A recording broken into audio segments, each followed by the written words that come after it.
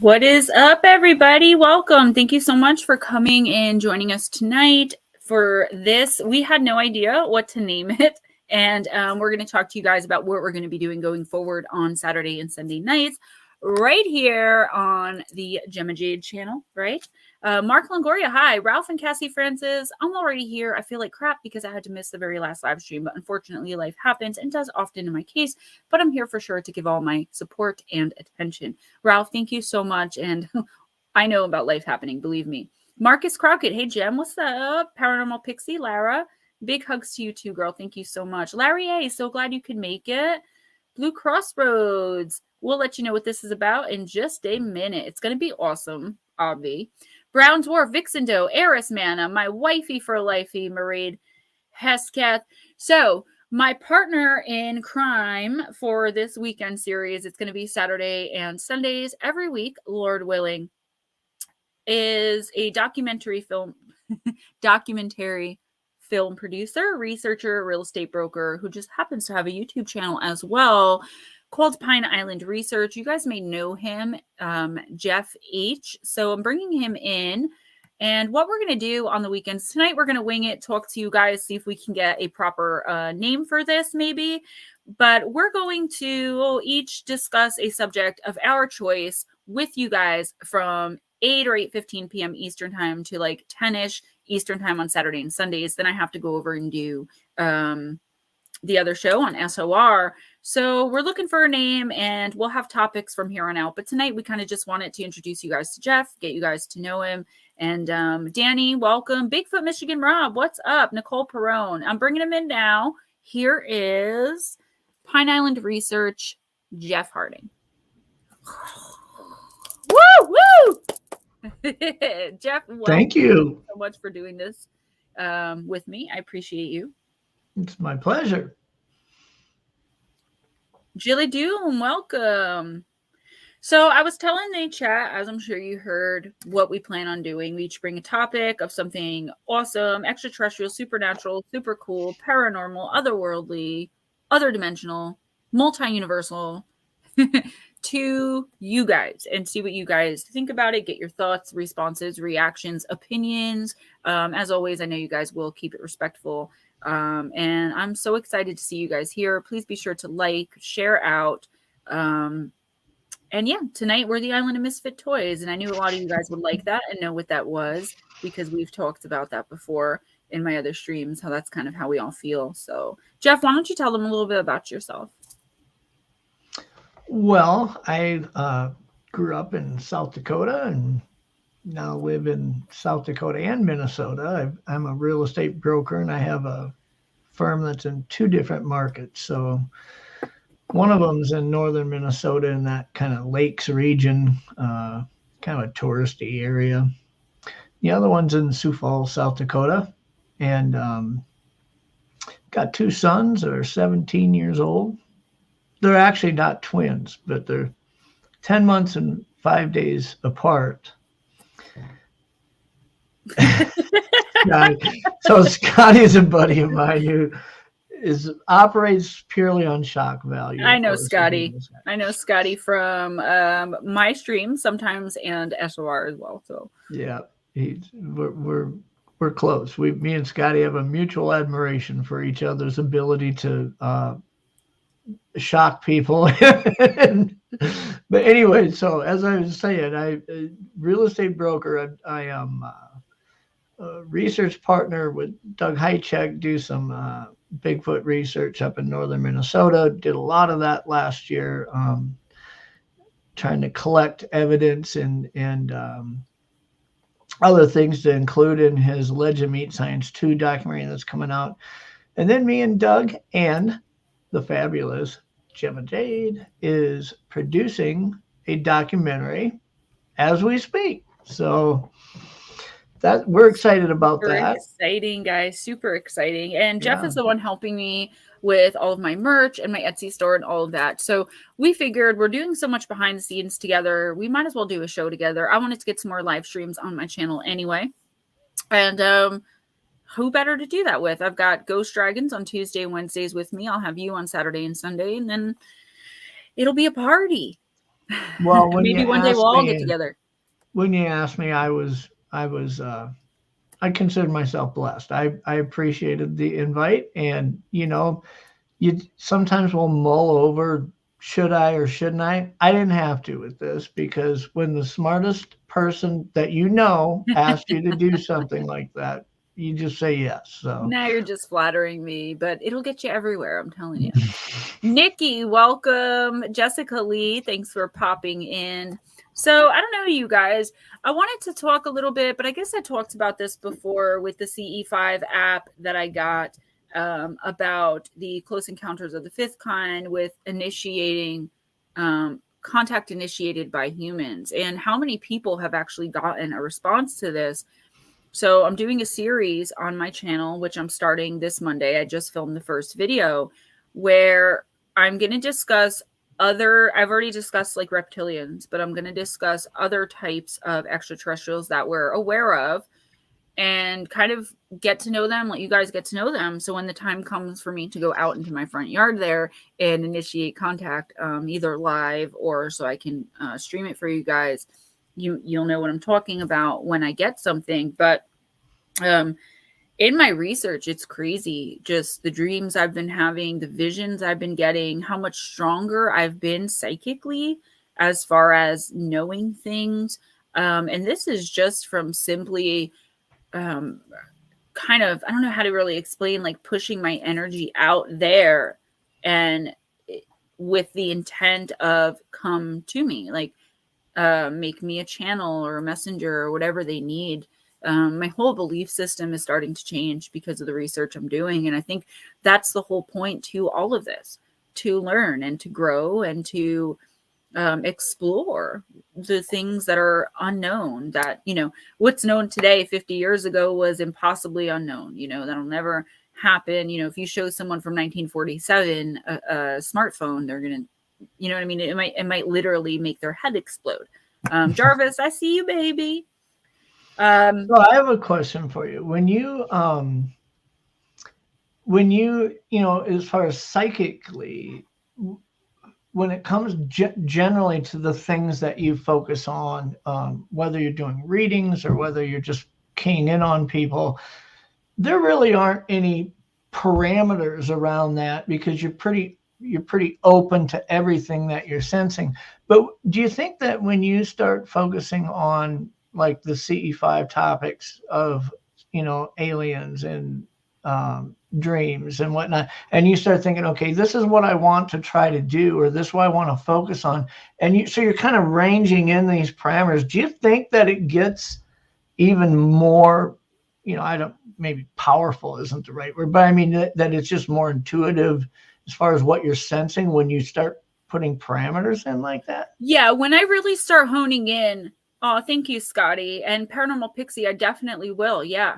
I got notified for that, but I didn't have time to check it out. Thanks, Scotty. So yeah, I think just stronger energetically. And I've told this story before, where I was in Spirit Halloween this past Halloween, and I don't usually leave my house. And when I do, I really have to put up boundaries, and I do that in my own way. Good night, Richard Elmore.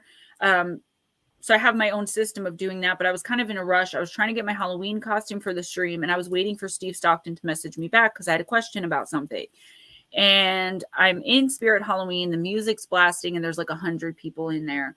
And I got hit with so much. Like, I knew that like that guy just beat his girlfriend. I knew that this guy was cheating on his wife with that one. That one's going to puke because he didn't like what his mom's cooked for dinner. This one's like a runaway. Like, I got hit with so much stuff. I literally went into the corner and just went like this in the middle of the store.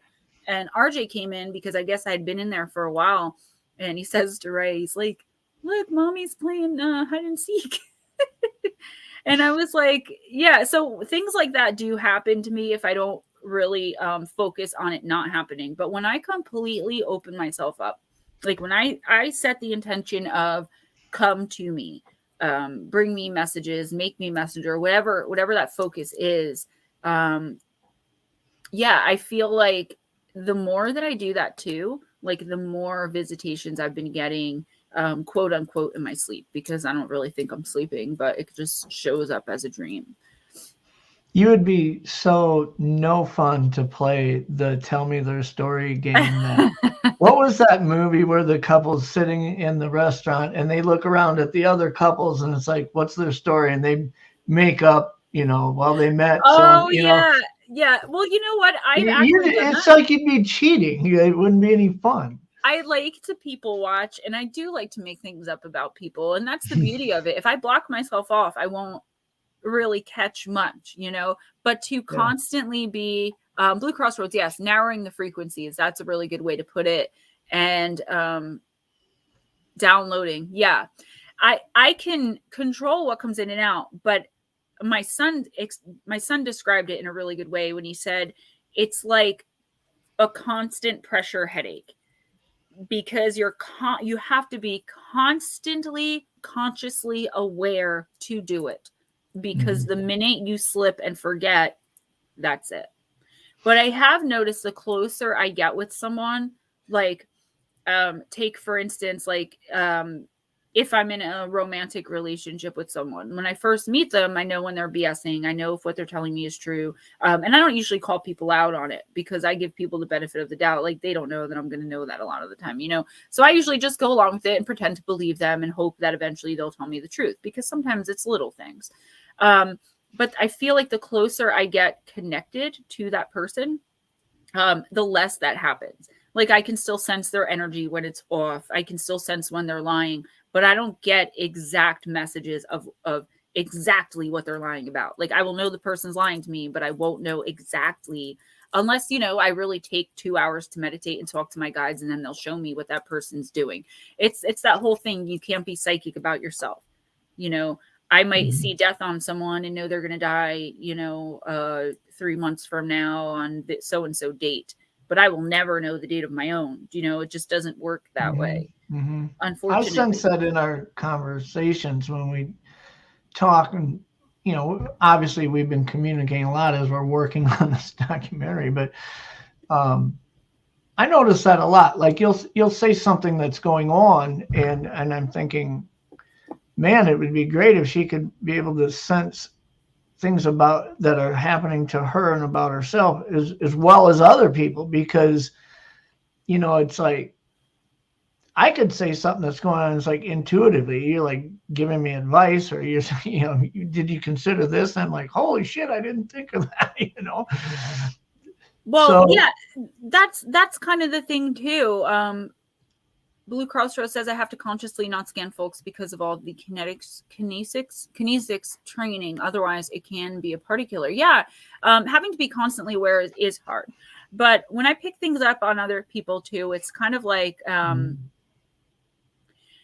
I don't know. I always feel weird about it. I still am very uncomfortable with it, although I've gotten much more confident in my abilities and comfortable with them now that I, give messages out to people. But, when I'm watching the news and there's a missing little kid, and they visit me that night because I somehow connected with them just by watching the TV, and they want me to give a message of where they're buried, that's when it starts getting bad. And that's why I moved out of true crime, because I'm not ever going to call the police and be like, hey, I'm a psychic and I was watching the news and like, dude visited me. Like, I'm not going to do that. Myself and Really Morbid Bear were visited by Brian Laundrie for 2 weeks. And we would talk to each other about where he was, but neither one of us was going to call the authorities and be like, we know that he's buried at such and such a spot, because people just aren't ready for that.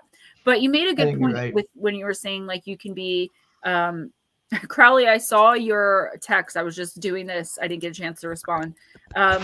Everybody is born with, I believe, all the psychic and all the abilities that I have, or at least most. Okay. And everyone's born with their own, but some people, it's irrepressible. Societal values and views and norms, parental views and norms. It depends how your parents were. I was a very, loner child. I was very isolated, very antisocial in that way. And I think because of that, I didn't understand that seeing ghosts was weird. I didn't understand because there was no one there to tell me. I mean, my dad would say horrible things because he didn't believe in it. But as far as like other kids, do you know what I mean? My dad still to this day doesn't believe. Larry, thank you so much. He still to this day doesn't believe, but he's still But he's a little nicer about it now. I think he was just worried about me, that I was going to have Yeah. a really rough life. Well, can you imagine? I mean, it's hard. I suppose it's hard for you to imagine this because it's just been a part of your life your whole life, right? But I mean, you're a parent. I'm a parent. To think that if your kids at such a young age, if you had no experience with this at all, or weren't even aware of anybody in your family, that's what it is. Yeah.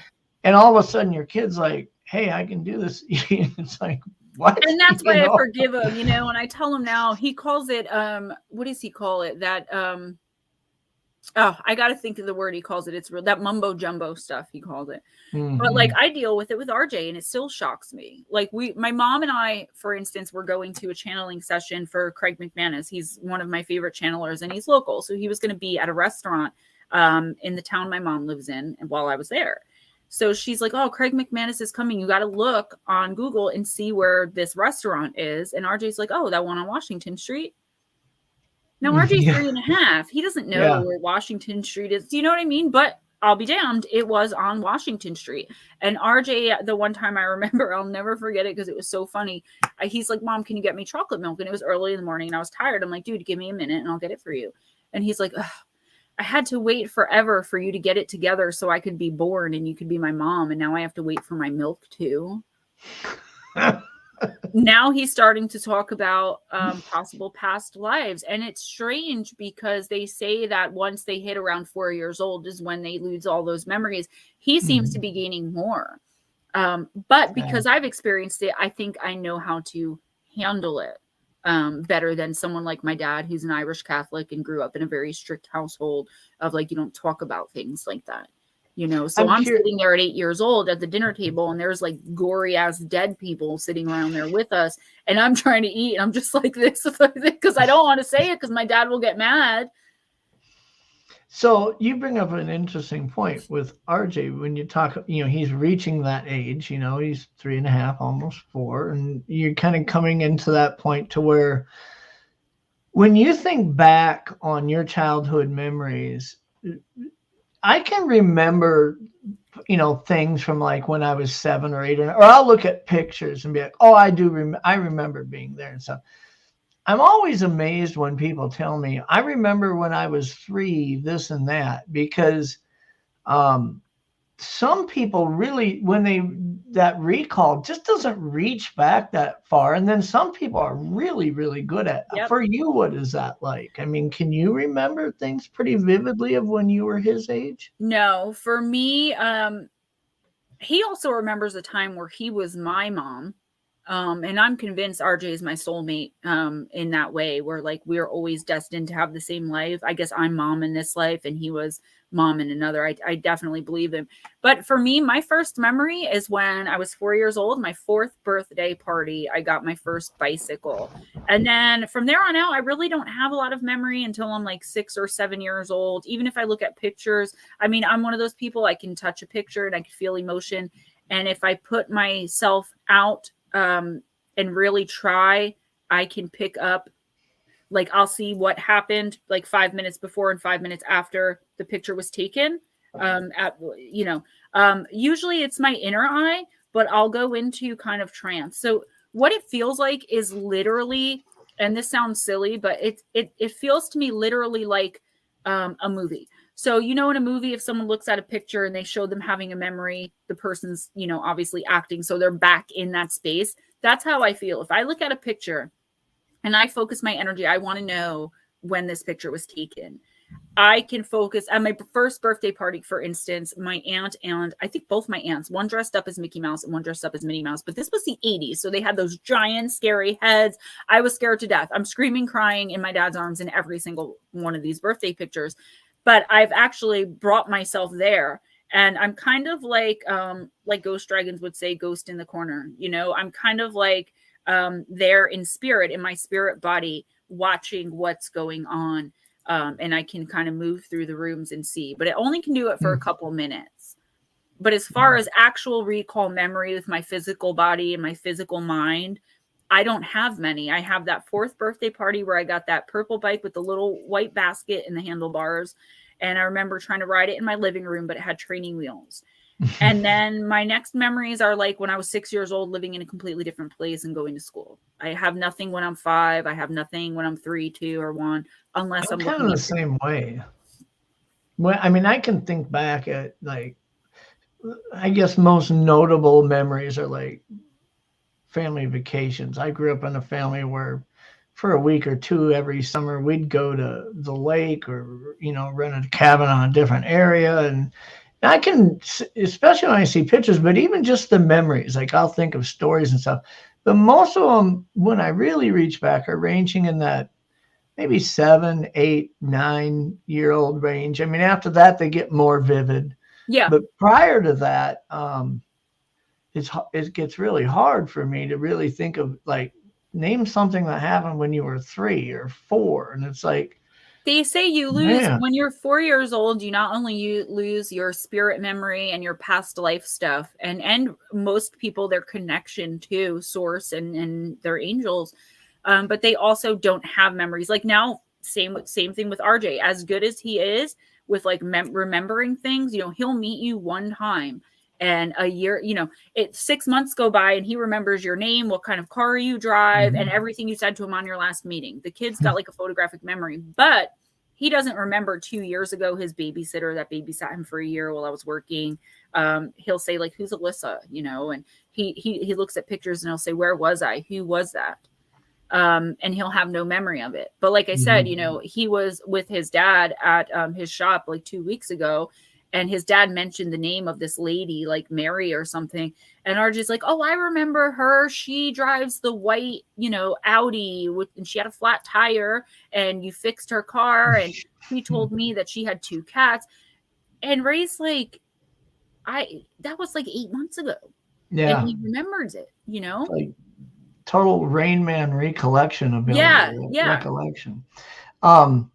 But it's interesting how that the brain works, and especially, you know, the physical brain versus the you know, its ability and the memory capability. Because a good example of it is that I find just, it was my first really real experience with it, was when my dad, he passed away a couple of years ago, but prior to that, I mean, like 15 years ago, my dad had a stroke, and they had to put him in a, you know, medically induced coma for like a week, right? They put a little stint in his brain or whatever.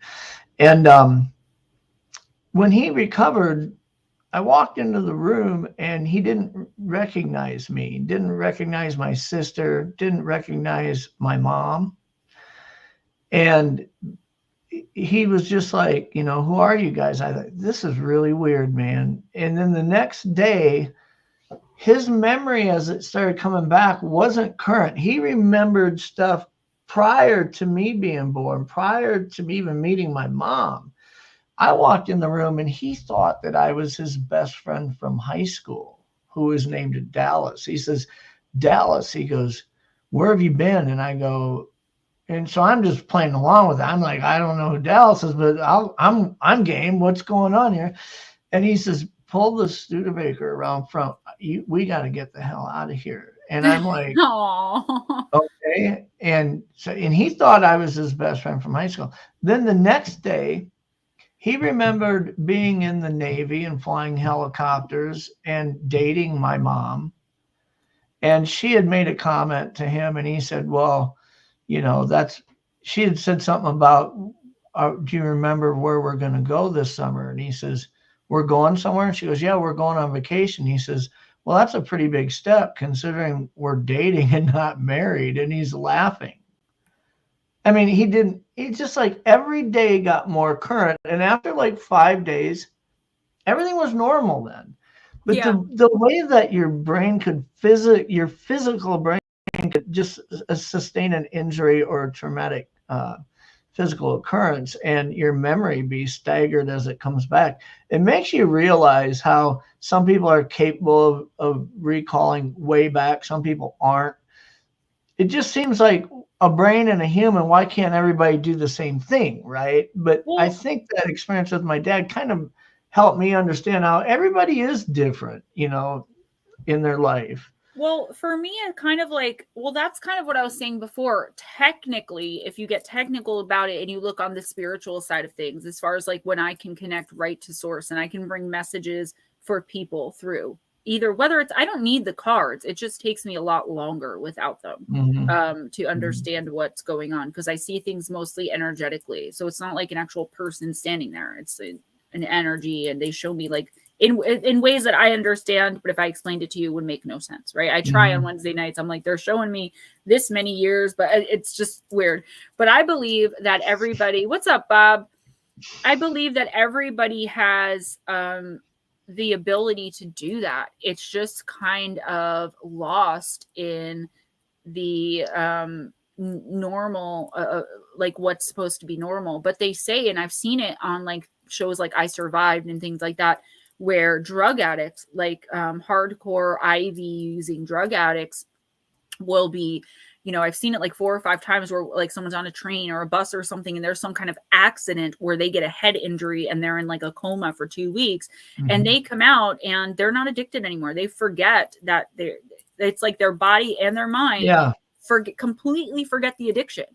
Like the one girl was like, it literally saved my life. Like I was on my way to buy my drugs and I woke up 2 weeks later in the hospital, and I remember being like, why am I not sick? Like, I don't even want drugs. Like she just didn't want them anymore. She remembered she was an addict, but the nurses were telling her like, we didn't even have to give you any medicine. Your body wasn't withdrawing because your brain forgot that part of your life, your addiction. So it can be life-saving in that way too. I mean, there's so much about the brain that we know, and there's so much that we don't know. You know, I am very curious as to why me, you know, I've been given explanations from my guides as far as like on a spiritual level, like what happened over there for me to have come back with all of this stuff. You know, it was a choice that I had made. I was not supposed to be born anywhere near this time, which is probably why I feel like I was born way too late from what I know, or too early from something coming.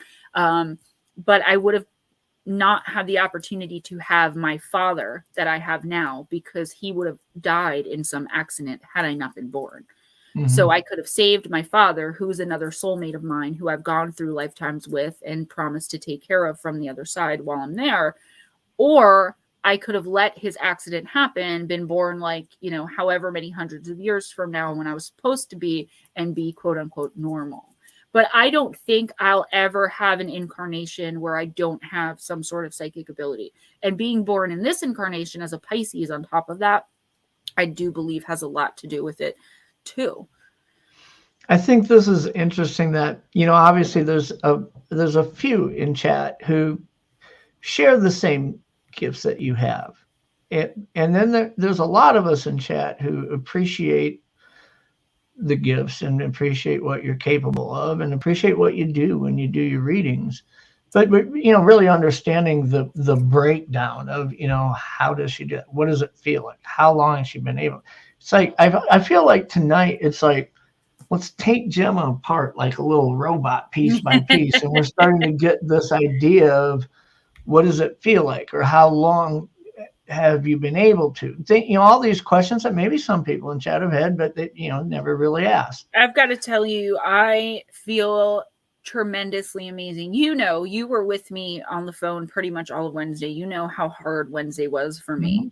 Right leading up to the second where I started, and you even said, you were like, wow, you were so able to do that. But when I connect to source, to channel, it's just nothing but peace. Yeah. So I get to bring that peace into me to help the people in my chat.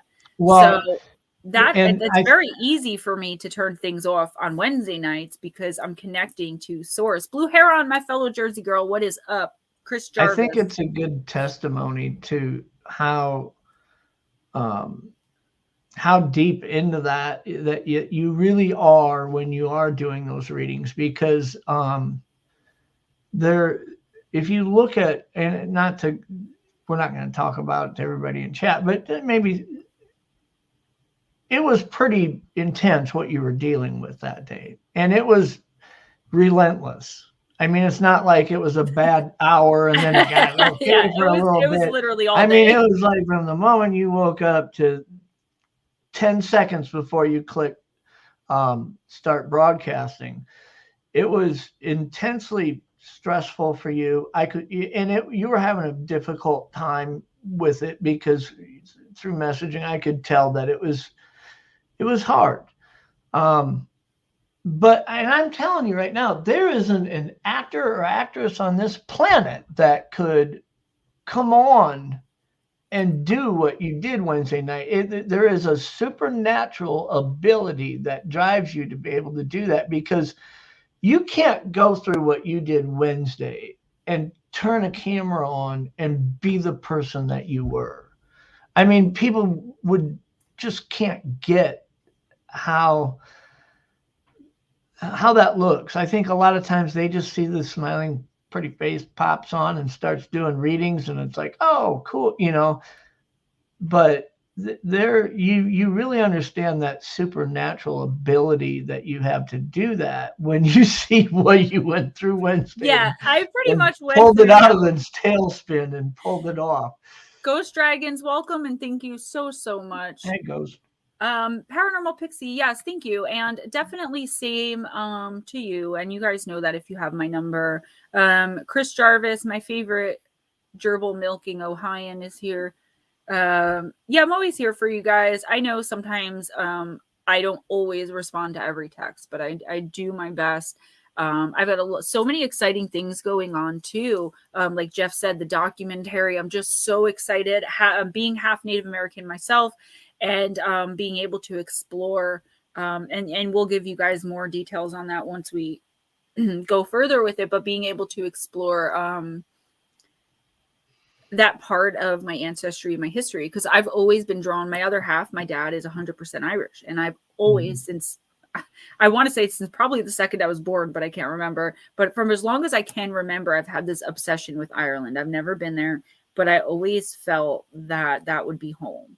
So to get to know and research and learn about the other side of it, the Cherokee and Iroquois, even if it's not those particular tribes, just like the native part of my culture and my history. Well, the Cherokee were part of this story a little bit, so that'll be cool as we uncover that. Well, yeah, the trading and all that too. But yeah. I've always been kind of drawn to history in general. I don't do past life regressions, unfortunately. I really wish I could do them and do them on myself. I've gotten glimpses, like if I meet somebody, and it doesn't happen all the time with people I've had past lives with, but every once in a while I'll get like a flash of a past life with someone. And I say past life because that's just how we call them. Most of us know that past, present, and future is all happening right now, because time isn't linear. But I've always been fascinated with past life regressions. I've always wanted to do them. I wish I could find someone in my area. Believe it or not, in Jersey there are not. Well, I was telling you about how I had a dream, and then I had certain things that happened throughout the day that I texted you. I said, I am convinced that your name was Aletheia. And you're like, what? Like, I wouldn't be surprised. It was like boom, boom, boom, boom, stuff happening, blowing me away. I've had, since I've met people and started reading for people, I've noticed that, what's up, Black Dragons, Andrew and Gnomes? I've noticed that I wouldn't say a lot of people, not all the time, but male and female, and not in any kind of like sexual or way like that, but they'll message me like, I had a dream last night and you were in it, and you were, playing this role or whatever. I think a lot of people think that that's, I think what happened with you was definitely something to do with a past life.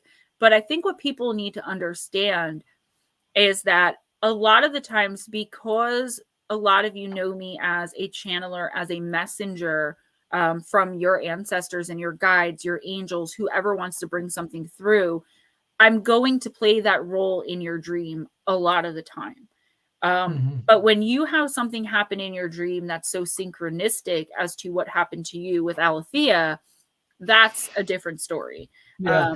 But I'm always honored to hear about the dreams anyway. I mean, that's so cool. Well, I mean, and so that people understand that this was so random. It was random, right? I mean, it was just, and I don't mind sharing it. I mean, there's nothing weird about it. We had been working quite a bit on the documentary. We'd been talking quite a bit about it. The scene shot lines and what this is going to look like and how the story unfolds and whatnot. And I think it was last Thursday, I had a dream that I was looking at a person who was tall and nothing like you. Tall. She was tall and short blonde hair with like almost grayish blue eyes and standing right in front of me. And I said, "What's your name?" And she said, "Truth." And I was like, "What?" And she said, "What are you doing here?" And I said, "I'm looking for something." And then I looked at her, I said, "What's your name?" And she said, "Truth." And as I'm looking at her eyes turn brown and her hair is long. And I'm like, it's you. I mean, it was you. And so the next day I'm researching music because we're working on the documentary, we're working on the soundtrack and the songs. And there was this song I was listening to, and I thought, man, that is a cool song. What's it called? And it was a piece of music called Aletheia. And I thought, we've got 3 characters that are in our documentary that we're following along, telling the story with, and one of them is a female, and they're of French descent. And I thought, I'm interested to see what origin the name Aletheia is. So I look it up. And as I'm looking it up, it says it's Greek, French, and then it says the meaning of the word is, the name is truth, derived from the Greek word for truth. And I'm sitting there staring at my screen going, what? I mean, it just, you have to incorporate blew me away. Maybe. And then all these other things kept happening that are the same link like that. So that's why I told you in a text. I was like, I am convinced that you were alive at one point. I'm going to play Aletheia in the documentary. I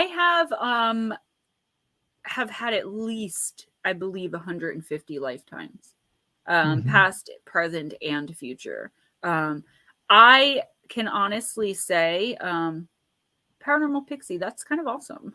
It's always so flattering to hear, even though has nothing to do with me. It's a spiritual thing. It is pretty cool.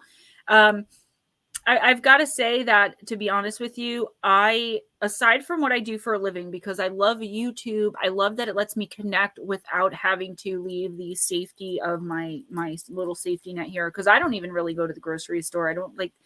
I have a hard time going out to eat because I just pick up so much extra stuff, and if I'm not, I'm getting a headache because I'm trying to not pick it up.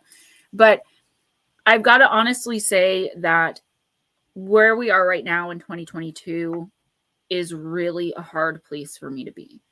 I feel like when or if I was in like the 50s, the 60s, I would have done so well, or, who knows when in the future. But right now, like, this technological world, again, aside from what I do for a living, I really don't get it. I don't watch TV except for research. I don't usually use the internet except for research or to talk to you guys. But I really struggle and have struggled until I found a way to use my gifts for good on YouTube. I really struggled in this incarnation a lot, with understanding people and understanding the world and understanding all the pain and the hurt. And I told you that's why I don't like talking on the phone, is because I have my own emotion that I have to deal with. And then especially if it's some kind of conflict or confrontation, because I avoid confrontation at all costs. I would literally rather roll over and play dead right in front of the person, even if they know that's what I'm doing, than have any kind of confrontation, right? But I then have to pick up whatever they're feeling toward me already, or their anger for the situation already. So I have to also feel that. And then I have to feel what I'm making them feel. Whereas text message is good because I'll pick up on some energy and some emotional stuff, but I'm not literally taking it on. And that's why I have a really hard time with the phone. So a lot of you, if you text me, you'll know it's really, like, if you ask me to do a phone call or like a video call, that's a lot for me to do. I do it for a lot of you guys. I absolutely would do it anytime you needed me to do it. But it is a lot. And if I know someone's angry with me, I won't. I will absolutely refuse. Someone said something. Dan, welcome. New England Dirt Roadie, welcome. I usually hate eating too. I do it because I have to. I'm trying to find a good like superfoods, but all of the really good ones that like taste okay are so expensive. Like I paid $30 for this little one. And it's like, oh, it's pomegranate flavored. I'm like, oh, cool. It's super greens and reds. I'll add it to my favorite water and I'll go about my day. I won't have to eat that much. I literally got sick the minute it hit my throat. It was so disgusting. So I'm pretty upset about that. I would love to be able to get like your super or something. I think I'm gonna like save and like treat myself to that. Who just said yes, blue heron, I am too. I hate confrontation too, getting better with it as I get older. And the past few weeks I've been really like, you know what?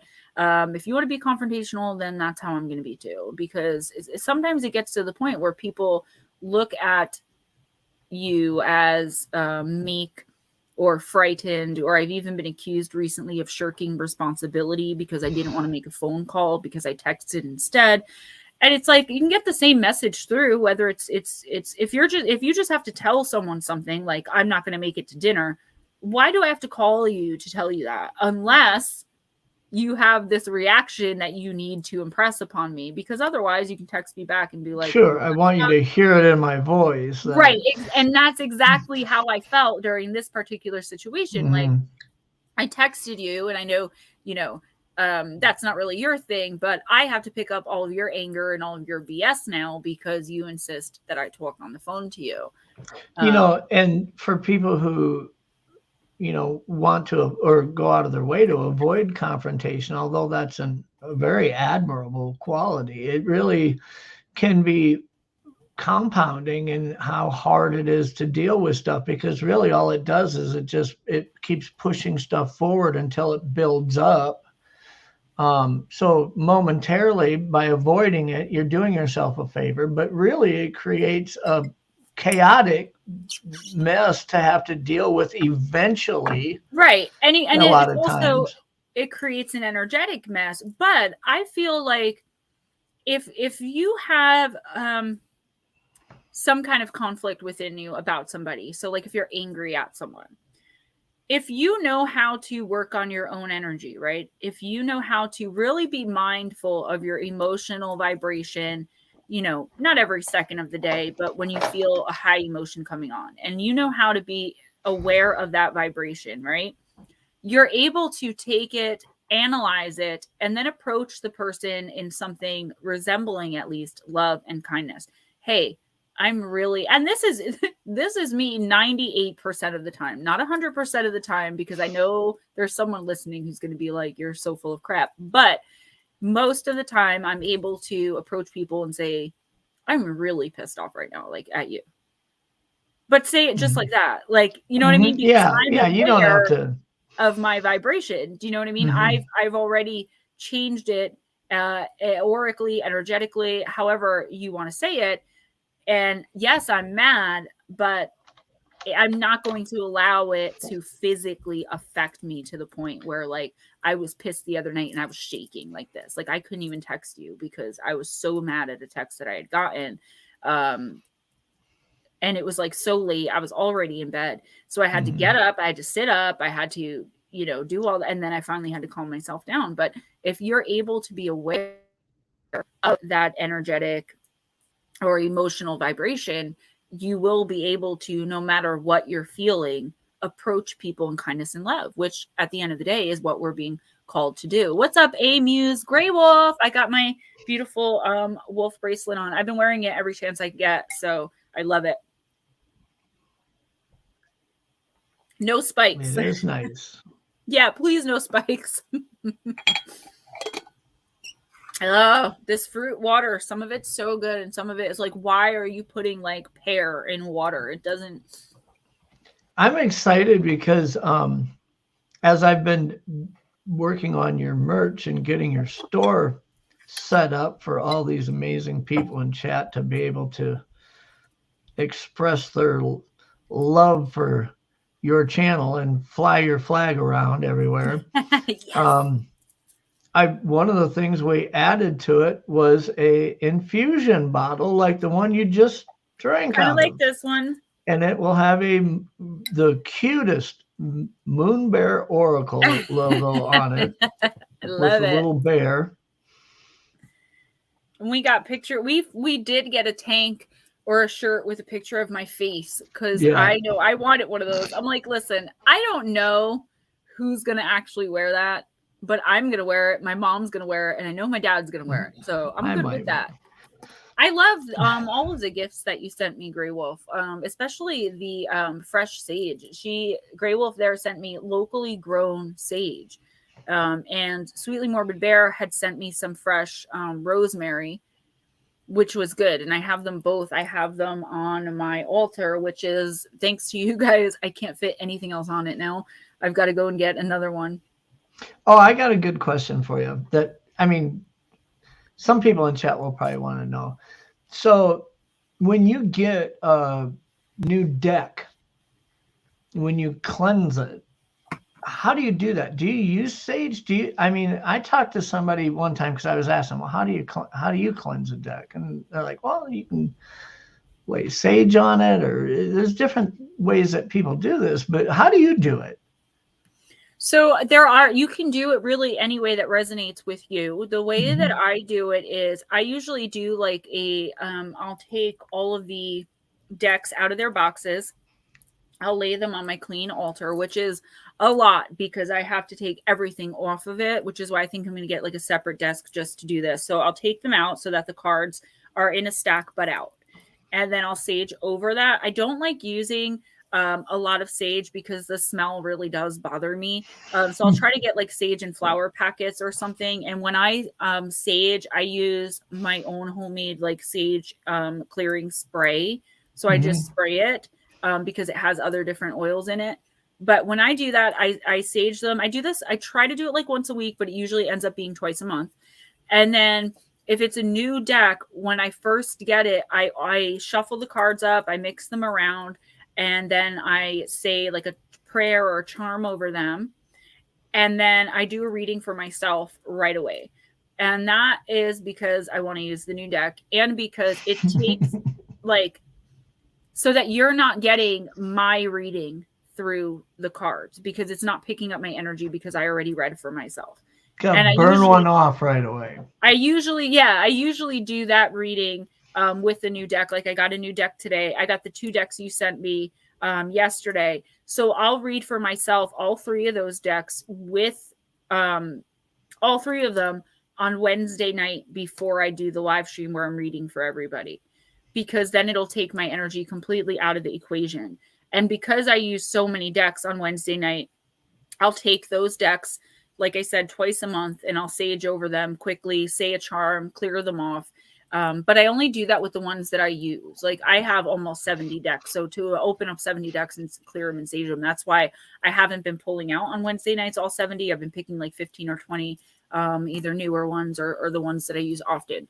But yeah, sage is good for clearing energy and stuff. But also you have to, if you're trying to clear, and this is really important, guys, and a lot of you guys know this, if you're trying to clear your house of negative energy, negative spirits, negative emotions, or anything like lower vibrational, even something evil, and you're trying to use sage, you better make sure that, thank you, Grey Wolf, you better make sure that you have the right sage, because if you use the wrong sage for the kind of energy you're trying to clear, you will trap it there instead of releasing it, and then it'll be more pissed off. Paranormal Pixie, that's a good one. I've done that before too, but I'm just learning how to draw sigils. But the last 2 times I cleansed the decks, I did a sigil in the air over the decks. But then I was worried because I'm not too familiar with them that I did it wrong. So I ended up saging them on top of that. DC Joey, welcome. Blue Crossroads, Gemma's deck habit is worse than my guitar habit, but probably not as expensive. Probably not. Some of these decks, I was talking to Jeff behind the scenes about that. Some of these decks do get pretty expensive, and I just can't do it. Like if it's more than $25, I can't afford it.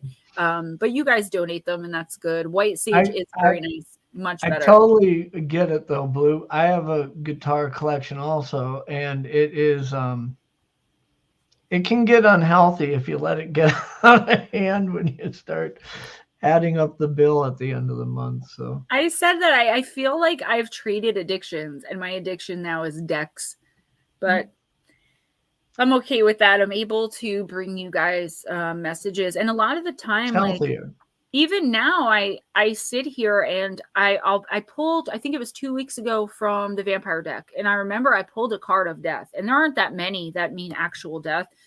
Usually it means like a big change or something, like the death of something, you know, some part of your life, or but this card and the message I was getting was about specific death. And I'm always afraid to say that to somebody. You know, I give the messages as they come, but when it comes to something like that, I didn't know how to give this message. So I was kind of stumbling over myself, and Spirit was like, just give it, just say it. And I didn't trust again in what Spirit was saying. And the person came out and said, yeah, my mom just died. So the message I was getting was from, and you're like, this person's thank mom goodness. was actually the one bringing the message in. But because when I'm channeling, I don't see actual spirits, I see their energy, I wasn't able to tell. And even if it was, I wouldn't have known this was so-and-so's mom. So that's me needing to learn to trust in my ability and trust that I'm going to be saying the right things, you know. And I do have a hard time with that. And that's what a lot of people who, when they first start reading, they have a hard time. They're like, what do I do? What do I say? I'm like, well, say what comes to your mind. And they're like, no, that's stupid. You know, one time I said, I don't know if you have domestic animals or what, but if you have a cat, take it to the vet. And this person did have cats. They did take it to the vet, and they were able to catch a tumor that otherwise would have killed this cat. Wow. And if I didn't say that out loud, even though I thought it sounded really dumb, you know, that poor kitty would have died. So, you know, it's interesting. You had mentioned earlier about how, like, you enjoy people watching and stuff, but it's hard because, you know, everybody who walks by, you're sitting on a bench at the county fair, and everybody who walks by, it's like, oh, that person's dealing with this, that person's dealing with that. And, you know, those are things that are probably a struggle for you because, you know, it's like you said, it's not your place to go to really unsolicited. Right. Talk to people about something that you sense about them. However, when we come in here into chat, I mean, we kind of relinquish that right when we say, I want you to do a reading, because we, you know, one, we're trying to let you know you have that permission to go wherever this is going to lead, and there aren't any boundaries there. However, there's still a burden for you. I mean, as your guides are showing you these things, you want to deliver it unfiltered and to them, but also it's like, man, I don't know how they're going to digest what I'm about to say here, right? So you kind of just got to remove that filter, just put it out there and let the chips fall where they may. Yeah, that may be upsetting to them. Yeah, that may hurt them. That may not be what they wanted to hear. But you don't get to pick and choose that. I mean, well, yes, you know, and not to cut you off, like, but that's exactly the point. Like, spirit is spirit. Spirit knows we have human emotions, right? Our guides know that, but our guides don't have human emotions. So therefore, they will blatantly give me a message sometimes, like, tell that person their husband's cheating with their sister, not their older sister, their younger sister. And I'm like, I can't do that. Like, you know, because they don't understand that human element to it. But, you know, I don't even like reading for people. If someone's like, oh, I'll pay you. Can you do a reading for, you know, my granddaughter? I'm like, well, did your granddaughter give that permission? Because once I connect with people's energy, like I tell Lotus Girl all the time, I dig in her head, you know, like I worry about her. So I'll go pull her energy back and I'll go tickling around to see what's going on with her.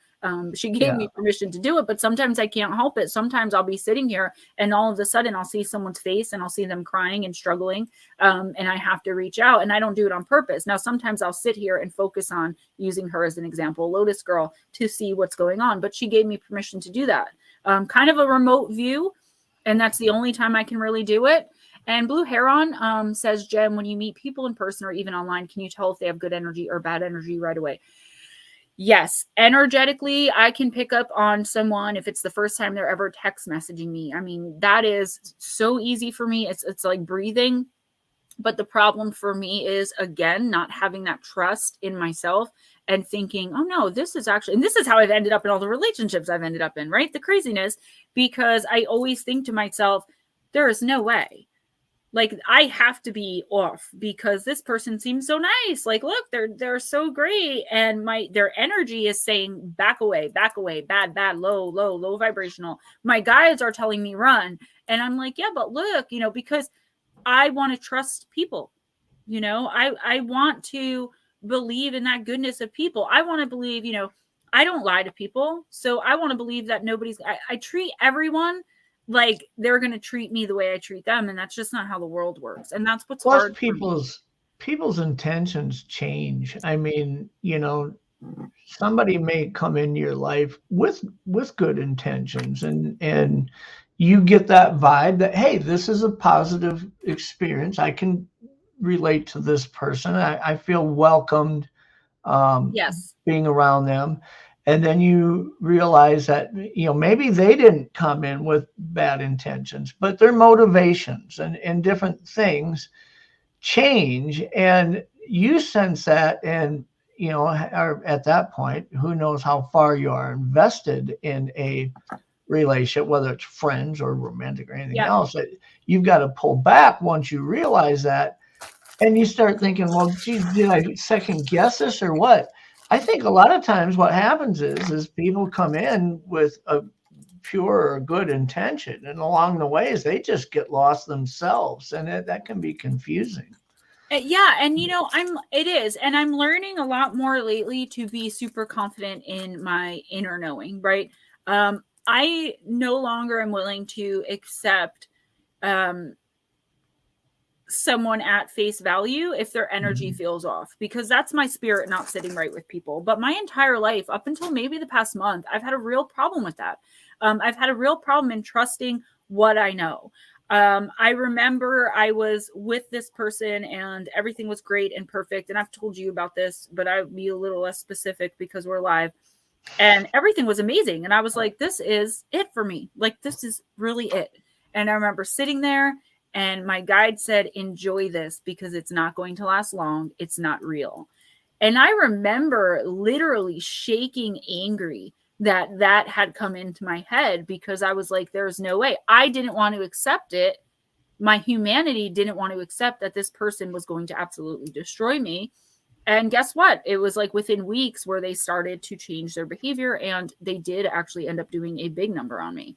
And if I had just trusted my initial instinct, initially they were great. And then after about 6 months of knowing them, I knew something was off, and something was wrong, but I ignored it and I ignored it and I ignored it. And I refuse to do that now. So while I won't be mean to people, I find myself, if I sense that on somebody, I'll still be friendly towards them, but I'm not going to accept them or their negative energy into my life at all. And that's why you get some people who are like, oh, she's a bitch, or, oh, I don't like her, she's rude.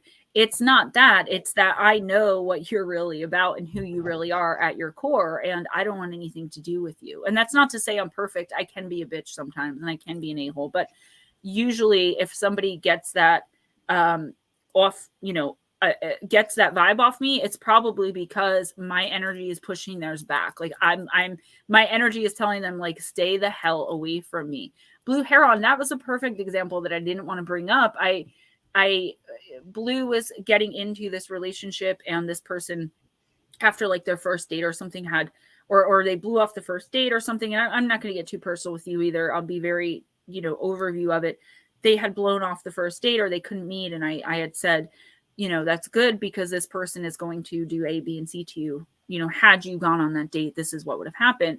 And she ended up resolving this matter with this person and going out with them anyway. And I remember wanting to say, like, hey, the energy of this whole situation hasn't changed, but because she's a female friend of mine and because she's a good friend, I was hoping that maybe I was picking up on something wrong. So I sat back silently and watched the whole thing explode. And I think that had I said something, you may not have changed it anyway, because that was probably a lesson that you had to learn in your life. Because if you notice, Blue Heron, since that relationship happened, I don't know if you notice, but your energy has gotten much brighter, much stronger. Your aura is no longer sagging. You are fiercely more confident, energetically, even than you ever were in your entire life. So I think you needed that situation, and I needed to not say anything at that point.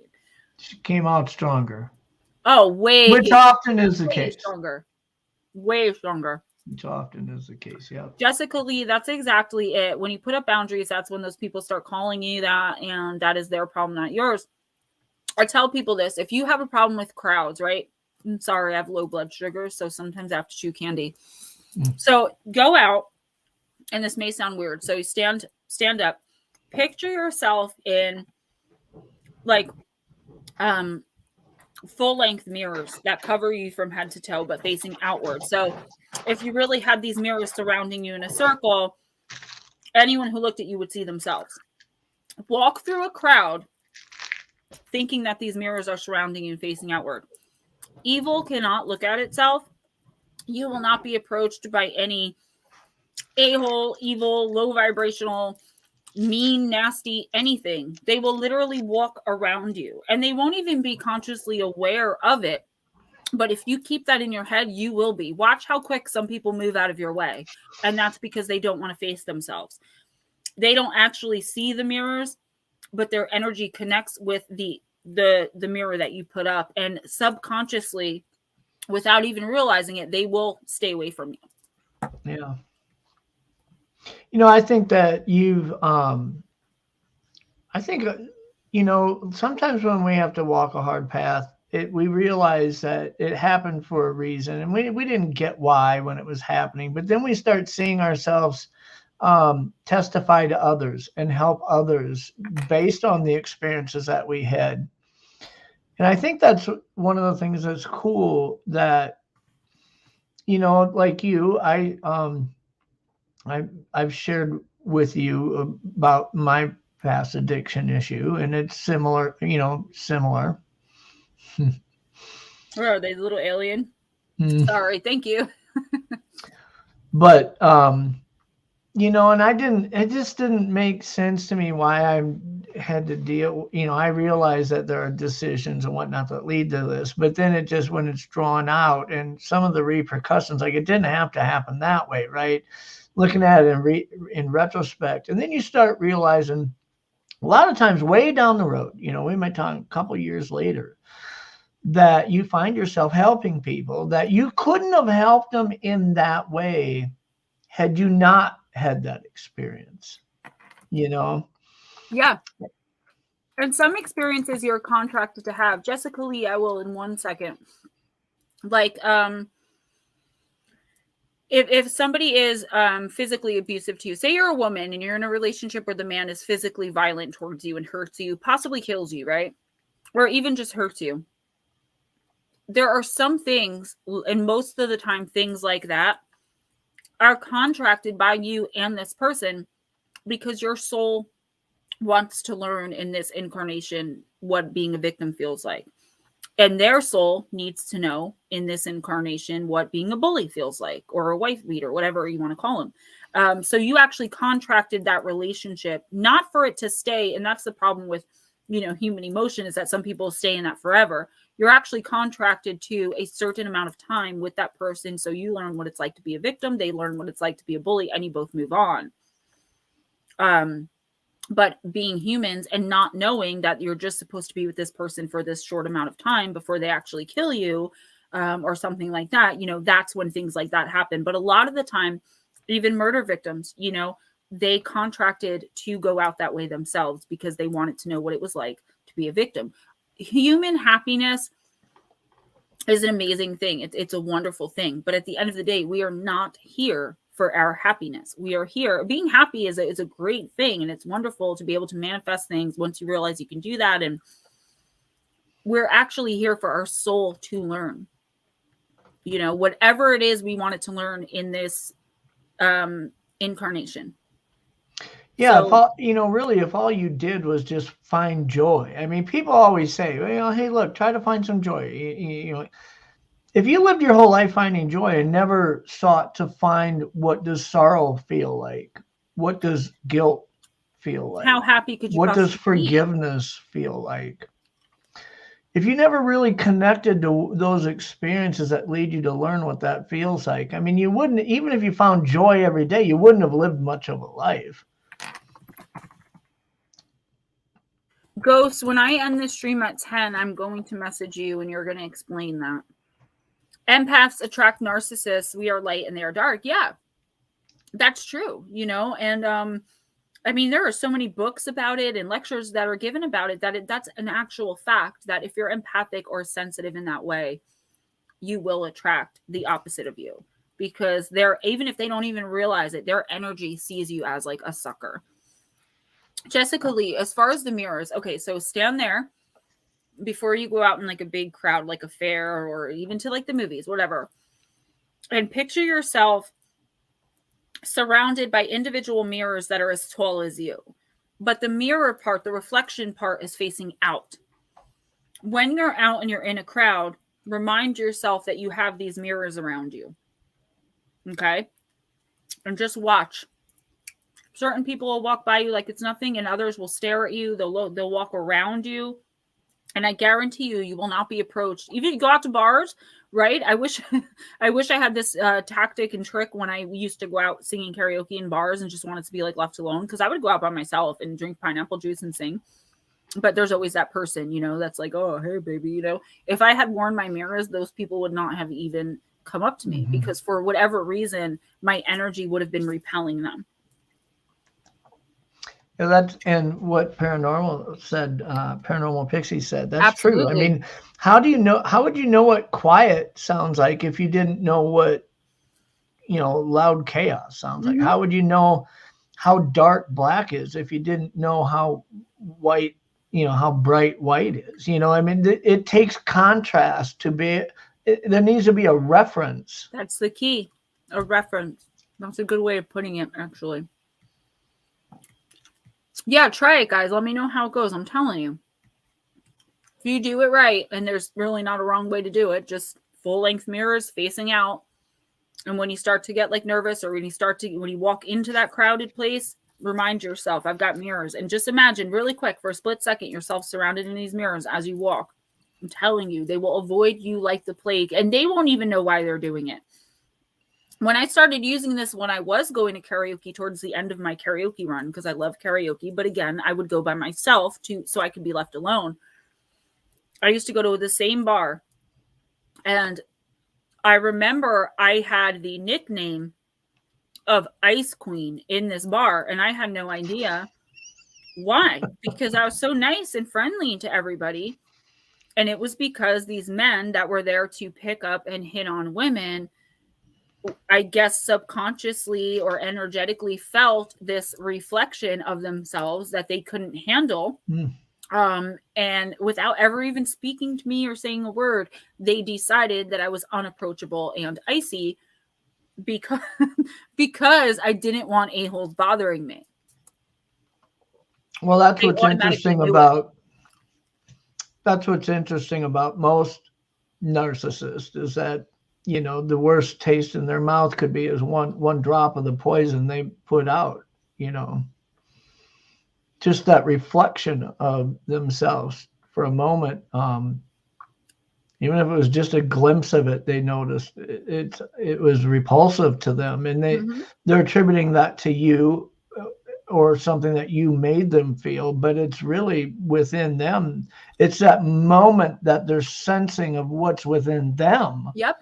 Not anything you put forth. And that's exactly true, because I'm very approachable. I'm friendly, just like I am with you guys. When I first meet you, hey, what's up? I introduce myself. I'm like this when I go out too, even though it makes me very uncomfortable now. My addiction really changed me because I was so isolated. I do have a hard time around people, but I wasn't always like that. But now I'm still the same way. If I meet you for the first time, I'll shake your hand or give you a hug, depending on who you are, and I'll introduce myself. But it's not my fault if my mirrors are repelling you. Do you know what I mean? That's on you. That's something you have to change within yourself.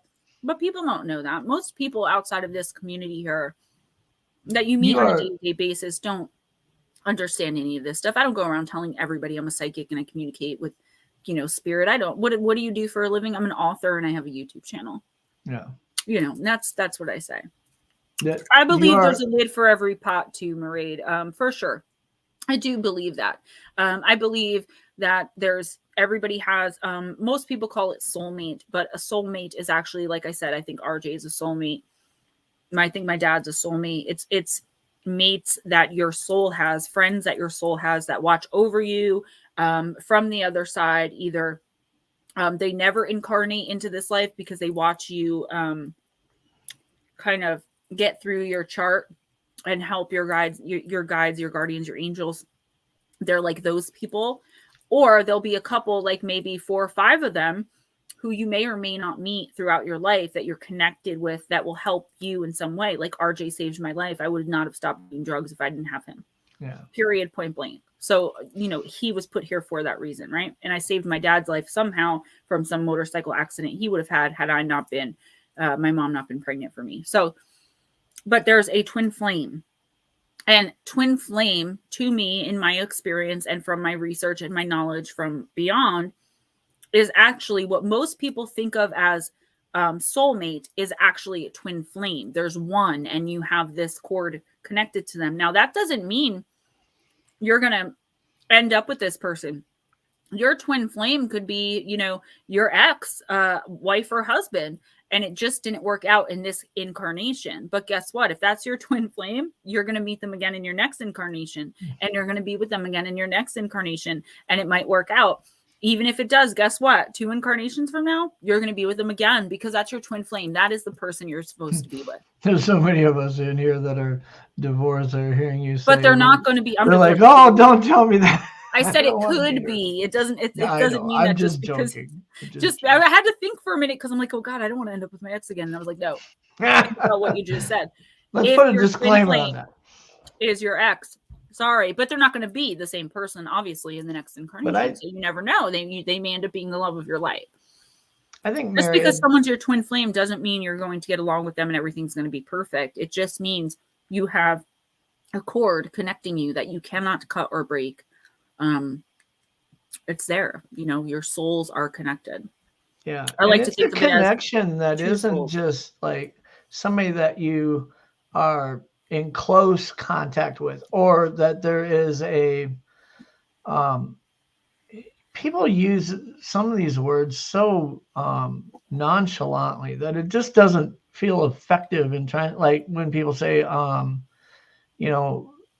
we bonded, I mean, like we bonded, like I bond with my dog when I pet him, but that connection, I think one of the probably a good adjective is that it's interlocking. It's not just being there. It's not just being close or feeling close. It's that something interlocks and clicks into where even when it gets shitty, even when it gets bad, there's going to be arguments. Yeah, there's going to be fights. But that interlocking connection is going to keep you together through that. You find out a way, but even if you split up, there's still always going to be that connection to that person and their energy. This is the person who, if you did marry and divorce, you're still wondering if they're okay when they're, pregnant with their next, but you still can't stop thinking about them. Not in an I love you sort of way, but a protective kind of, it's just such a different feeling, guys. It's something that's really hard to explain. It's a person who is always going to be in your life. Even if they're not physically in your life, they're always going to be energetically a part of you because you are born looking for them subconsciously. So once you find them, even if it doesn't work out, your brain is so programmed to connect with that person. And unfortunately, a lot of the time in this day and age, because there are so many ways to cheat and there are so many people who, think who live the wrong way. I mean, I'm not anyone to say who lives right or wrong, but you guys, I think you understand what I'm saying. That it's a lot harder to form that connection and that bond in this day and age. So when you find someone that you just have that with, and I'm not talking about in the first few weeks or few months of meeting, because that's always a pretty great time, right? You're kind of your best self at that point. But after a while, you know, and you still feel that way with this person, then usually people will end up with their twin flame. But it doesn't happen all the time. If you're lucky enough that you meet them, which most people do, but again, there are no definites. You never know what path you're going to take. Your guides do try to guide you to them. So if you do end up meeting them, and if you do end up ending up with them, you usually will end up staying with them. So it's probably not going to be your ex, but there are rare cases where it is, where something about this incarnation, you guys just couldn't make it work. That's what most people say is a, you know, that's, he was my soulmate. He's my soulmate. No, he might be a soulmate, but a soulmate doesn't necessarily mean wife or husband. And you can have more than one. You're not going to have 20, but you do have these people or animals in your life for a reason. Yeah, and it's not always romantic. I see it a lot with siblings. I mean, yes, even people have multiple siblings, right? People have 4, 5, 6 brothers and sisters. And then there's that one. There's that one that they're like, man, there's a connection there. And it's not some random thing. It's not just like, oh, for some reason, you know, or whatever. It was there when you were born. It was there when they were born. I mean, they could have been born and there was 2 other siblings born, and then you come along and it's like that completed, that connection became possible. It just wasn't there with the other 2 before you, maybe. Well, that's wasn't meant to be there. Twin flame is always romantic. That's always the other like part of your, I try to explain it in terms that don't involve like energetically speaking, right? That's like the other part of your heart. That's the there's that one movie where they say true love is your soul's a recognition of itself in another person. That's not soulmate, that's twin flame. But no, soulmate, I get that. Can be your sibling, can be like it's my son, my dad. It can be anybody literally that you come across on a daily basis. It could be the bum you're giving change to and you don't even realize that that was your contract for this lifetime, that you were to help them in some way with, you know. It's all so broad, guys, because it really depends on your experience and what you've been told, where you've incarnated before, when you've incarnated before. The experience that your soul has is going to dictate how you behave. They say old soul and new soul. That's actually a very true way of putting things. That's a very true concept. There are some souls that are brand new, and that's like those people that you just kind of look at them and you're like, why does this person act this way? Like it's probably because they're much newer than you. This may be their second or third incarnation ever, so their soul hasn't had the chance to really learn much. Now, if you're a Pisces, you've incarnated at least 12 times, and that's why people say Pisces specifically. All of us are old souls, and we are. That doesn't mean like a Virgo or a Capricorn or an Aries can't be an old soul. But you can't be an Aries and an old soul unless you've incarnated at least 13 times. Because if you're an Aries and you're a young soul, you've incarnated once, right? It's either once or 13 times because you have to go through each different zodiac sign. So it's just also so broad, you know. But old soul and new soul is a very real concept. And you'll know if you're an old soul, you know a new soul as soon as you see them, and you either want to help them or avoid them like the plague. I usually avoid because in my case, they have done nothing but get me in trouble. There are those people that they can't have an argument without screaming at the top of their lungs and like causing a big, usually the most dramatic people are like the newest people.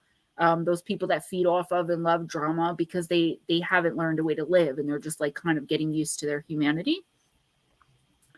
And what's cool is you don't have to be a psychic like you to be able to sense when you're dealing with somebody, because those people have a very hard time hiding the characteristics that make that so identifiable is almost within a few minutes of meeting somebody. It's just like, they don't even know you, and they come up and gossip in your ear about the person you're with. You know what I mean? Like, Blue Crossroads, I have a really good friend that I physically see sometimes over a year and talk with briefly during that time. But when we get together, it picks up like we've been together the whole time. It's probably a soulmate. Someone that you knew you were going to connect with in this lifetime that was going to cause a significant change for you. Whether you realize it or not, your soulmate has probably either saved your life or connected you to someone that you were supposed to connect with, or they have somehow affected you positively, even if it's only, again, and I hate to keep saying energy and energetic, but even if it is only on an energetic level, they have helped you tremendously if they're truly your soulmate. You know, there are some people that you just connect with like that. Well, I'm excited for Wednesday night to see you drag out your new decks, to be honest with you. Well, I know the two that I sent you are your favorite subject of fairy decks. Yes. And I didn't even realize they were. I knew one was. I didn't know that the Whispers of Love is a fairy deck as well. It is more of a love for like love readings, but it's not necessarily, because I did some personals with that reading last night, and there's a lot of self-love in there, universal love in there. I could definitely do a love reading with it and just do that, but it's a lot broader than that too, which is great. And it's a fairy deck. And then you got me the Fairy Oracle, which is beautiful. And I just got Woodland Wardens. So it's going to be really hard to choose which deck to use for the weekly 3 card this week, which I'm pulling tomorrow. But Wednesday night, I'll have all 3. And I usually pull out the newest decks and a few of my trusty old ones like Angels and Ancestors. And that one I really love using. That's a good deck.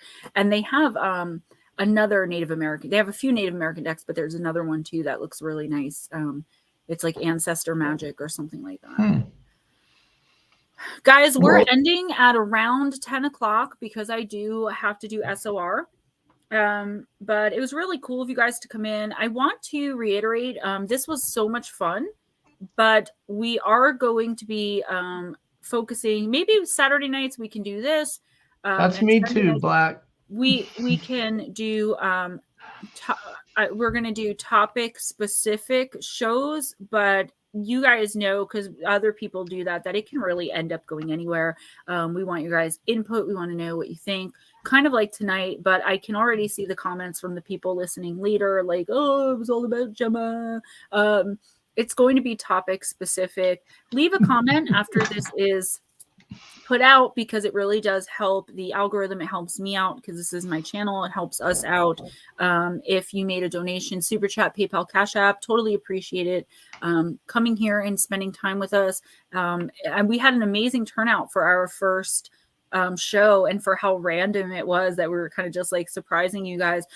Black Dragon, I find that a lot of Capricorns I know, and don't take this the wrong way, but a lot of Capricorns I know are old souls. And for some reason, a lot of the Sagittarius, now this is just my personal, people that I've met. A lot of the Sagittariuses that I've met have been newer. But that's just my experience. That's not to say all Capricorns are old souls and all Sagittarius are new. But in my experience, every time I meet a Sagittarius in person, they're always brand new. Like even my dad, I'm just like, I can't with this guy. Like they're usually like very narcissistic and like art and paranormal. Thank you so much. I am a hot topic. Yeah. I got a new shirt just for the show. I'm loving it. It's got the triple moon. Or maybe that's the sun. But yeah, I've got my crow necklace on, which I was excited because I thought that I lost it. My lights are so bright because I have to keep them so close to me that you guys can't see anything I'm doing. But I love this necklace. Thank you guys so much. Full Aquarius. What does full Aquarius mean? Eris. You mean like triple Aquarius, like sun, moon, and rising? I've never met a triple Aquarius. My son RJ is a triple Cancer. Sun, moon, and rising, total moon baby, and he is very sensitive, and he is a total mama's boy, which they tend to be. But his birthday is one day different than his dad's. RJ's the 13th, Ray's the 14th of July, and their personalities are very, very much different. You would think that's what a lot of people don't understand when they say, like, when someone gives like a Pisces horoscope.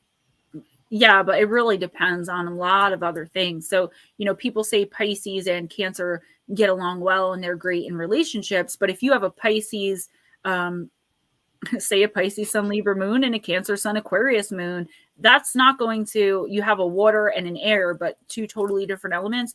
It really depends on so much more than just the sun sign. And I reiterate that to people all the time, because people are like, oh, Pisces and Scorpio are supposed to be the best match. Yeah, they are, but other things have to align as well. Otherwise, the Scorpio ends up being totally jealous and the Pisces ends up being, you know, a total snob or whatever.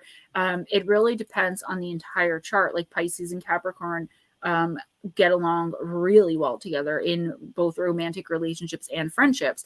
But if you have like a fire moon, you know, that might be a little bit different than me, because I have a water sun, an air moon, and a fire ascendant. I have no water in my chart except my sun sign. I have all earth and air and a little bit of fire.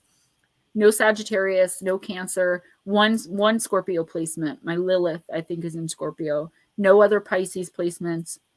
I have a lot of air in my chart. There are days that you have so much fire that you need a little water, though. So yeah, well, I say that tongue in cheek. I didn't. My dad's a Sagittarius, which is fire, and I'm a water sign, and we get along so well.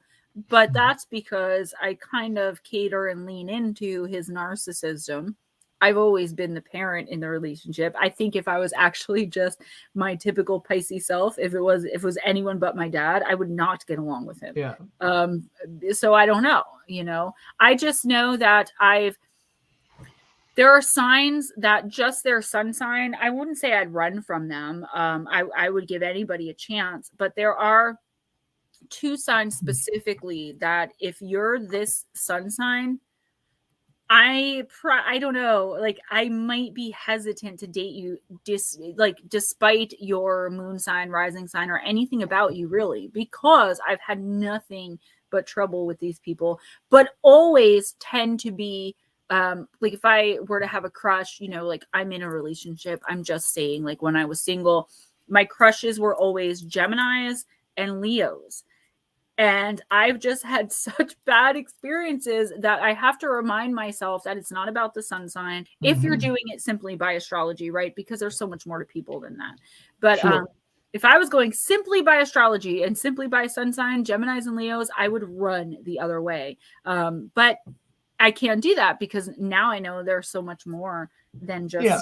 And we see often where maybe by all signs a relationship should not work, and then you'll meet a couple and it's like they're defying this. How is this happening? You know, Big Willie. Virgos are the way to go. And actually, Pisces and Virgo are supposed to make the best of friends, because you guys are the 6th sign, I'm the 12th sign, or we're the 12th sign. And the polar opposite of your sign is supposed to make the best friendship. Not so much for romantic relationships, but you do get along really well with your polar opposite sign. Not saying it doesn't happen that they get romantic. Again, it's very broad. Big Willie, welcome. Hey, Blue Heron, as far as females, I have not found a specific sign that I don't get along with when it comes to females. Leos, I've had a lot of issues with female Leos too. You're probably the only female Leo that I know of that I get along with. And it's crazy because you and I have, like, you'll think it and you'll put it on Facebook and I'll just have thought it 5 minutes ago. And I think that's your Pisces moon. But New England Dirt Roadie just said something I really wanted to get to. Art and Paranormal. Yeah, I mean, if you go on sun signs, yes. That's definitely the truth. Okay, New England Dirt Roadie. I just finished making that video. I'm a little embarrassed to upload it though. Don't be embarrassed. If you see my first videos, okay, I left some of those guys up there. That's embarrassing, okay? Okay, because I knew I was talking to myself. I was getting very emotional. People hated me. If you look in the comments, they're like, shut up and go kill yourself. So don't be embarrassed. But if you really don't want to upload it and you want to send it to me anyway, just send it to my email. And guys, if you want a personal reading for this month and the month of May, I'm doing them for donation only. That means I'll do the reading for you. I'll send you a private link that only you and I can see. And then you donate whatever you want or whatever you're able to. Some people don't donate anything, and I get that because not everybody has it, and sometimes it's a good, deal to get a reading. Sometimes you really need one, and you don't have any money to give, which is okay. Just be mindful that 30 to 40 minute reading takes me about 3 hours between channeling and all that stuff. So email me at moonbearoracle@gmail.com, and that's all one word. So moonbearoracle. If you have any encounters with the supernatural and or paranormal, extraterrestrial, otherworldly, etc., that you want me to make a part of my YouTube channel's listener encounter series, I have hardly any content for number 16, guys. Email that to GemmaJadeParanormal@gmail.com. New England Dirt Roadie, why don't you just send me the ingredients, maybe, if you don't want me to see the video? I'd be super excited because I really need to find some green smoothies that I can drink as replacement to meals. Once I got off this one medication I was taking, I got off of it 2 weeks ago, and I've already lost 12 pounds. So I knew that was water retention weight. So to all the trolls who make fun of the fact that I gained so much weight since my first videos, forget about it. Okay. That's all I got to say to you. And New England Dirt Roadie, yeah, stop. Don't be embarrassed, man. The fact that you went and did a video and you have, the idea to upload it, don't worry about what other people think. Seriously, if you can't because your computer, then when your computer goes back up, then please send it to me. Okay, time out. I'm going to say something here now. So you got to press your mute button for a minute. I don't have a mute. I'm not using my mic. I know you don't. Not using the mic because I'm just going to say this to head off all those comments that you were talking about, how people are going to be posting. Oh, Gemma. this is all about Gemma. Listen, first of all, I'm going to prepare you folks to understand that where this show is going to go, Gemma is going to be,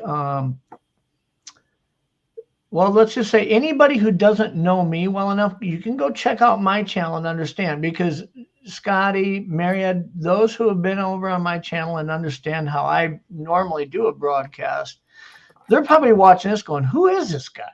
He's not saying anything, right? Because, on my channel, it's like, boom, boom, boom.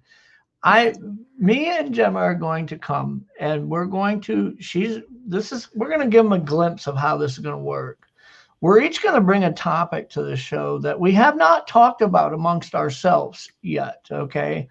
And we're going to start out where she'll throw the topic out there in the middle of the room, and we're going to talk about it, share our feelings on it, lead a discussion around it. It's going to be interactive. We want everybody in chat to give input and share their thoughts and their theories and feelings towards it.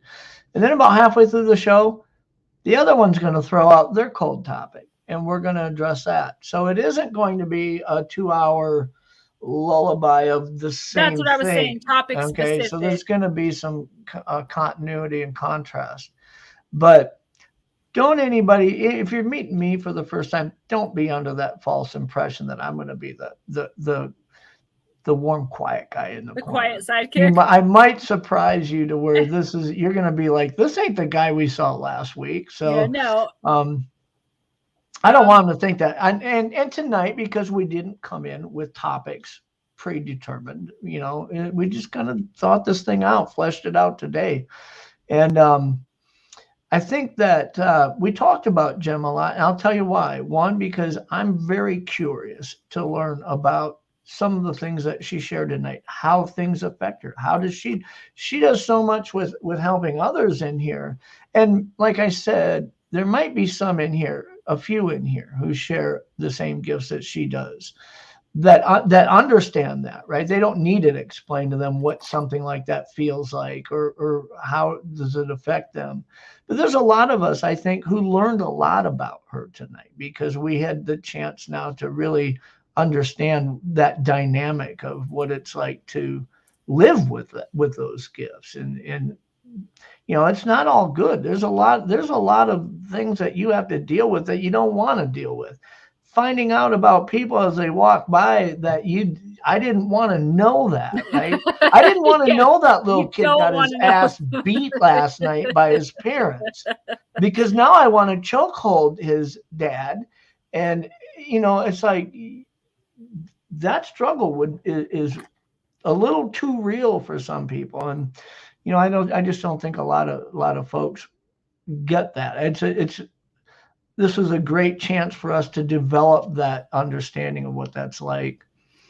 But I am looking forward to our future shows, and I'm really curious to see what things you bring to the table. I've already got some ideas in my head of things we're going to talk about. But yeah, don't be under the false impression that I'm just the quiet type.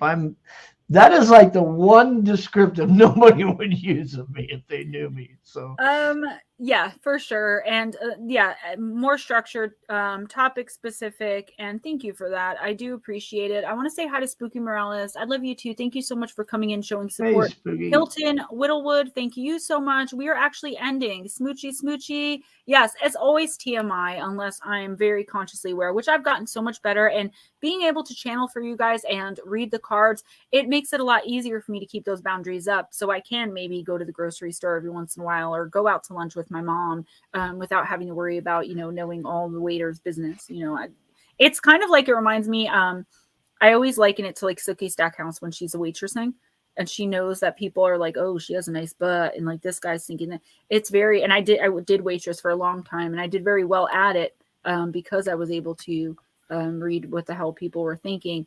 Blue Heron really quickly wants to know, Chad Smith, what's up? Where is Chad. Pine Island located? Nightmare, what's up? Where am I located? I'm in the state of Minnesota and South Dakota. I live right literally on the border. And then also Pine Island, the name of my channel, Pine Island Research. That name comes from the Pine Island Forest, which is northern Minnesota, kind of that boundary waters area between Canada and Minnesota. It's a lot of remote forest.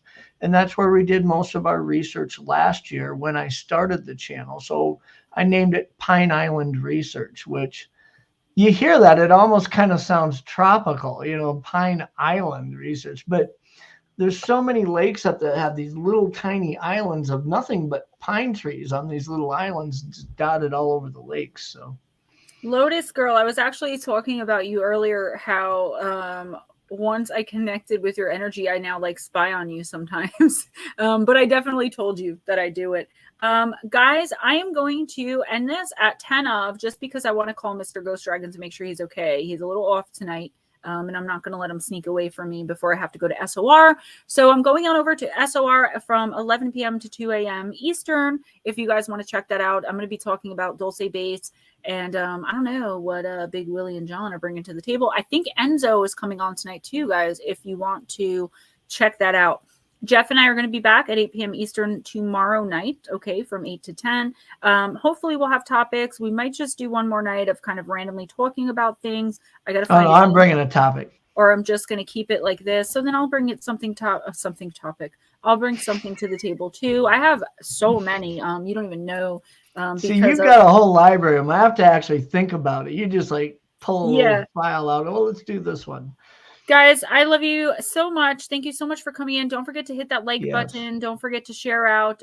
Thank you for any and all donations that come through PayPal, Cash App, Super Chat. I appreciate all of it. So cool to see all of you guys in here supporting our first venture at this show. Don't forget Tuesday nights, I'm live with Ghost Dragons from another dimension. And then Wednesday nights, I have my stream here with the Oracle reading from 7:15 p.m. to 11 p.m. Eastern time. Sometimes I'll go to 11:30, depending on how many people are in here. One card weekly reading for anyone and everyone, first come, first serve. And every once in a while, I try my best to make it every week, but it's hard for me on Fridays. I'm over on Paranormal Chop Shop.